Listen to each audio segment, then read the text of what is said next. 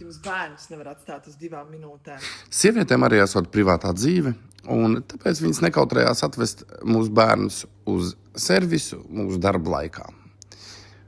Lai viņas varētu iet savās super svarīgajās darīšanās.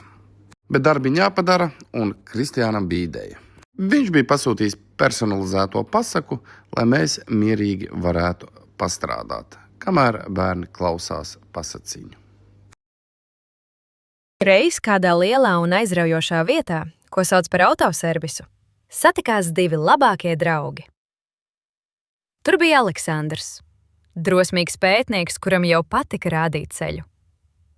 Un tur bija mazā Klāra, kuru pasaule vēroja ar lielām brīnumu pilnām acīm. Kamēr viņa tēte blakus boksors strādāja, abi bērni bija apmetušies pie kāda īpaša viesa. Tas bija jaudīgs melns BMW, kas spīdēja tik spoži, ka tajā varēja redzēt sev atspulgu.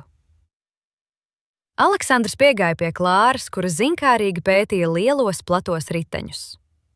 Klāra, skaties, Aleksandrs čukstēja. Šī mašīna māk dejot sānslīdē.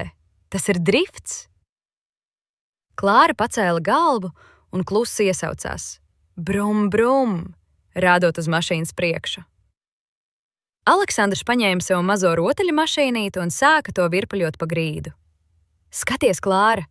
Vžī! Lūk, tā mēs slīdēsim! Tajā brīdī abu bērnu fantāzija pārvērta autoservisu par milzīgu sacīkšu trasi. Pelēkā betona grīda kļuva par asfaltu, un pēkšņi atskanēja iedomāts dzinēja rūciens. Vrr, vrr, vrr. Viņi iztēlojās, kā melnais BMW viegli sasverās un sāk slīdēt pa apli. Riepas it kā kūpētu. Pū, radot baltus mākoņus. Aleksandrs kā pieredzējis pilots vadītu šo maģisko deju, bet Klāra priecīgi sauca. Vī! Ikreiz, kad mašīna viņa iedomās ieslīdēja nākamajā līkumā. Tā bija viņa kopīgā uzvara. Draugi, kuri kopā savaldīja melno dzelzs rumaku. Pēkšņi atskanēja tēta balss un atslēgu šķindoņa. Kliki klak. Bērni, laiks doties. Darbi pabeigti. Jūs debilais, jums bērns nevar atstāt uz 2 minūtēm.